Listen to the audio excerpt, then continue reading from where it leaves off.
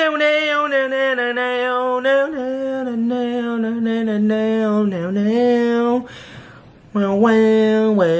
was me trying to do the Firefly sequence for Maybe Happy Ending because it dominated at the Tonys.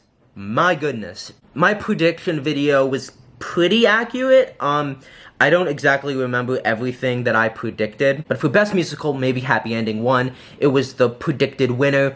I said I was wanting Dead Outlaw to win, but I was expecting this to win, and it won. But again, I would have loved for both to win, because they're both so amazing. Best Revival went to Sunset, no big surprise. Lead actor, Darren Criss, very happy about that. And he was kind of taking a bit of a lead over Jonathan Groff. And it came down to those two, and I thought Darren's speech was one of the best Tony speeches maybe ever. I mean, it was so beautiful and heartfelt and personal, and just go watch it. I don't want to spoil it. Just go and see it if you haven't seen it. But I think if I hadn't seen Maybe Happy Ending for a third time, I might have not as agreed as much with it as I did, because I think his physicality in this part and for Oliver is very, very impressive, and I think it maybe takes a couple of times seeing it to appreciate and see, oh, this is what he was doing. Nicole won for Sunset. I think I was wrong, because I wanted Nicole to win, but I said Jasmine, which I think would have been very interesting, but again, you know, Nicole and Audra both were amazing in both of their shows. And Nicole and Audra did great in their Tony performances, although I thought Audra didn't sound the greatest. But I saw that performance Nicole did, and I was like, you can't not give her the Tony. So I was very happy that she won. I know the message boards are getting all catty, and they're all like, oh, Audra this, Nicole that. But I think everyone can agree that objectively they both put on great performances. And that's kind of, I think, the only thing that matters. For featured actor and featured actress, Jack Malone and Natalie Balcone both won, so not a surprise. I predicted both, although I wanted Taylor to win for Floyd Collins. Best Direction went to Michael Arden. I said he was more likely to win than Jamie Lloyd, and I was kind of going more towards Michael Arden. And I think what Maybe Happy Ending did that was so smart was they put out featurettes and, you know, the making of leading up to the Tonys, and that convinced me a lot that Michael Arden should have won the Tony. Because before I was like, I'm kind of mixed, but I think it would go more towards Jamie Lloyd. And then book and score both went to Maybe Happy Ending. Again, this was the biggest sweep since, I believe, Hadestown. Because Akimbo won 5, but this won 6. And the last... and Hadestown won 8. So this was the most Tony wins for a new musical since 2019. And I was very happy that I won, you know, the trifecta of, you know, book, score, director, musical, actor. But I will say I was disappointed that Dead Outlaw got nothing. I would have divided it up and given book to Death Becomes Her, score to Dead Outlaw because of its diversity, and then musical to Maybe Happy Ending. And I thought it might go that way. As much as I thought that the book for the score for Maybe Happy Ending is amazing, but I do think I would have given book to Death Becomes Her just because I feel like they do deserve some recognition for making it its own thing, elevating the material, making something that's better than the movie, and not doing a copy and paste job, and I feel like that maybe should have been rewarded more. Costume, Paul Tazwell won. We were expecting that. Scenic, Maybe Happy Ending. We expected that. Lighting design, I think I said Sunset. Sound design went to Vista Social Club, and I kind of wish it went to Sunset, because I feel like with what they do with the outside Act 2 opener, I mean, it's not the traditional sound design, but I feel like it was worthy of it. Choreography went to Vista Social Club, as I predicted. And then orchestrations, I did say was either going to be one of the jukebox musicals, but I wanted Maybe Happy Ending to win for best orchestrations, because I just thought they were so gorgeous and lush. Just listen to the Firefly sequence. Now, as for the performances, the sound was horrible for this Tony's telecast, so at certain points, a lot of the times the music was overpowering the music, the lyrics. I thought Death Becomes Her had, I mean, the sound was terrible, but it was a good number, but it was kind of a weird number that they did for the gays instead of like Alive Forever. I feel like that would have been a more appropriate number considering they were both nominated. But I thought it was fine. I thought it was, if you know the song, it felt rushed, and so I wasn't a huge fan of that. Maybe Happy Endings was a mixed bag. I feel like they got it at the end, but I just felt like them doing the Firefly sequence, it only works live, and I feel like if they had done Why Love and When You're in Love, I feel like that would have been better, like what they did on Jimmy Fallon, or something like that, to give you the themes and the motifs of the show. And I feel like, you know, half of that was not even singing, and then I don't know, it was a weird choice that I felt like out of context could have come off as kind of not great. But I feel like they kind of got it towards the end, in my opinion. But it was a weird mixed number. Although again, they won Best Musical, they're making great money, so they don't have to worry about it. But I was like, this is teetering on like Kimberly Akimbo type level of bad performance. I just think they should have picked a better number. And I guess they got the plot across, and they did introduce what the show was, and, you know, there's a lot of people that like the performance, and if I hadn't seen the show, I would have still liked it, but I would have been like, you know, it feels a little weird, or it's, you know, again, that song works only when it's seen live, if I'm being honest, or if it's done, like, in a very good way. I thought Dead Outlaws was one of the best performances. I felt like they kept in the, let's go get that effing train, and it led from the poeticism of I'm Here, with the opening number, and then into Dead, and it was just an amazing number, great energy. Sunset, I mean, Nicole killed it.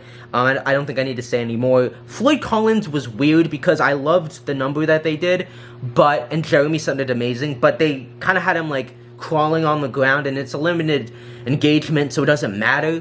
But I'm just thinking, you know, if you've seen it live, you know that he goes on these platforms, and he's on this wire, and maybe they couldn't do that at Radio City, but I find that hard to believe, so maybe it was too expensive. But, yeah, I thought it was a little, it definitely was a weird choice, a lot of weird choices from the performances.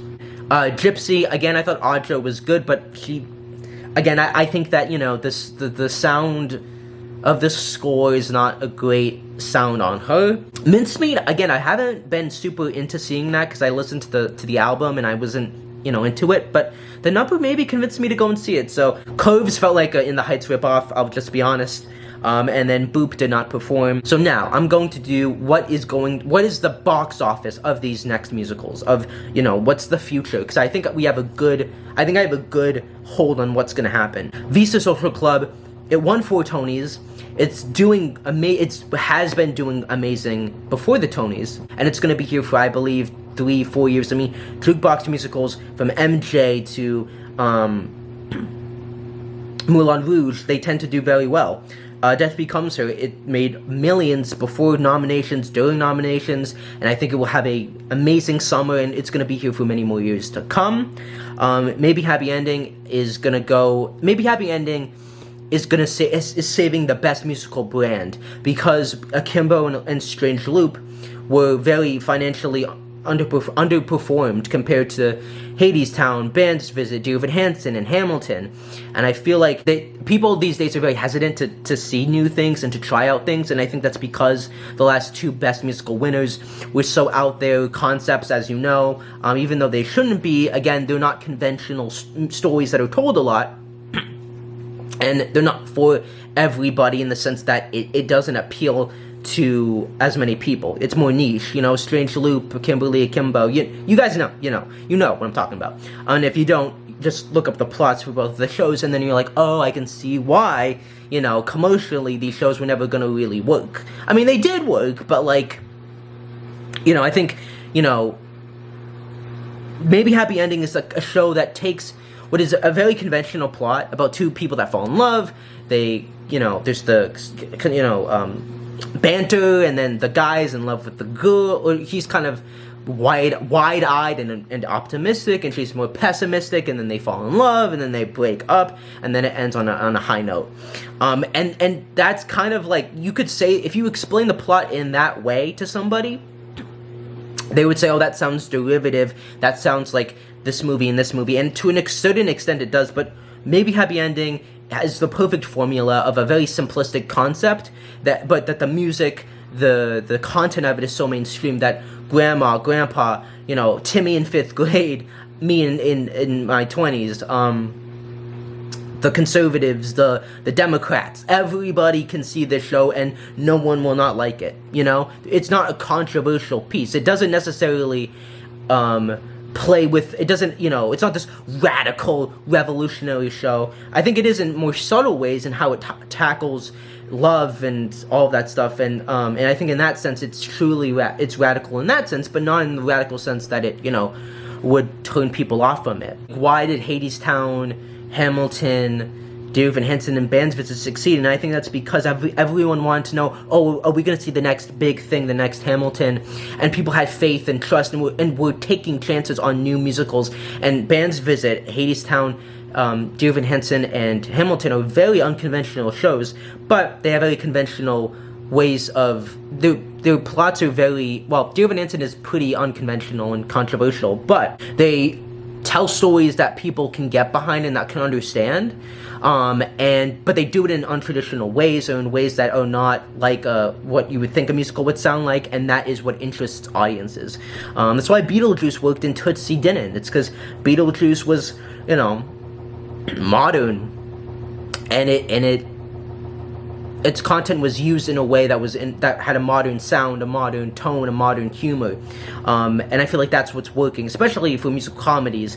But I think that Maybe Happy Ending is hopefully going to revitalize that. I mean, there were some YouTubers that I didn't even think were gonna know what Maybe Happy Ending was that were talking about it, and so I think that Maybe Happy Ending is gonna revitalize, to a certain extent, the Best Musical Brand, and I think this could do 1,000,003, 1,000,004, 1,000,005. Like, this could get like half of 2 million, I think, especially since Darren will leave at the end of August. I think that these grosses are going to skyrocket to, I think, Hadestown and outsider levels, and I do think it can survive without Darren Criss. I think that if you look at the grosses, it actually fell by almost 100K when Darren wasn't there, and then when Darren was there. So I think clearly, and in the beginning of in previews, it was doing horrible. So I do think Darren's name helps a lot, but I do think it will be able to survive without him being there. And at first I was like, I don't know, but I do think with that Best Musical, check mark, and the fact that I don't think it's like, I mean, he's not even at the level of a Ben Platt. It's just that people want to see Darren Criss, but it's not like Darren has become iconic with this part. So I think that helps the show in a lot of ways. But yeah, the formula to getting a Best Musical is to make it so that it is easy to follow story, but do it in a very unconventional way, and that will get people to come and see it. And the great thing about Maybe Happy Ending also is that it allows you to feel a catharsis and a therapy, if you're in a breakup and everything, and, Then I Can Let You Go is a good example of a song that is telling you, this is what makes it so genius, and then I'll shut up about Maybe Happy Ending.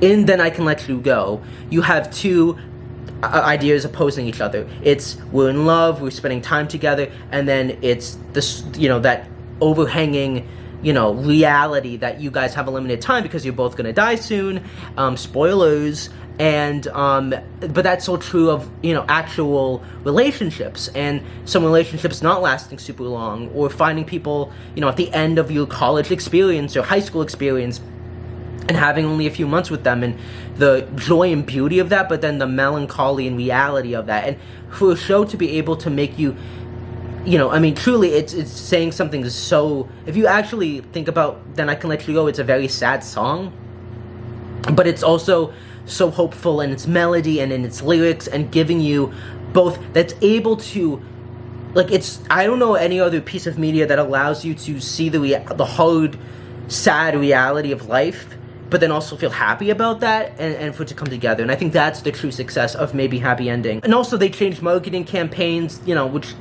most shows don't do. They really advertised it a lot. They did all of the smart things that most musicals don't do. And I think word of mouth and the community rallying behind it was a huge factor, and that doesn't happen a lot. If you look at the past 15 years, Beetlejuice, A Gentleman's Guide to Love and Murder, and this, maybe Happy Ending, are the only 3 musicals to start off very poorly and gain traction and actually maintain that. There are some shows that lose traction and then they have it for a little bit and then they lose it, or you have shows like Limpika which never get it back. And so my caution for producers is this is not the norm, this is the abnormal, this is not gonna happen all the time. It's happened 3 times in almost 20 years, you know? And so it really is a zeitgeist moment, you know, it connects with the audience in a certain way, and I think that, you know, that's, maybe Happy Ending was just kind of lucky. And sometimes what it comes down to is some shows are just lucky. It came at the right moment. It, you know, it could have come a little too late, a little too early, and it wouldn't have been right, but the fates turned maybe Happy Ending's way this year, and it got all of all of the things I mentioned. Dead Outlaw, I think that it's an inexpensive show. So I think they will go until at least the end of the summer, but if they close in July, I would not be surprised. But it's not long for the world. Sunset's closing, limited engagement, same thing with Floyd. Just in Time is until January. Gypsy is kind of an unknown, but I would close it with Audra. Mincemeat is limited engagement. Boop and Smash was only nominated for 1, and it's kind of on the fence. But I do think that Boop and Curves are gonna close this month. There's no way they're not gonna close. And then we'll see what happens with Stranger Things over the summer. I'm very interested to see, you know, how it does with season 5. It has to do better, I would think. But anyways, those are my long-winded thoughts, mainly on maybe Happy Ending, but also on the Tonys. It was an amazing ceremony. Like, sub, comment, follow me on Instagram, and I'll see you in the next video. Peace.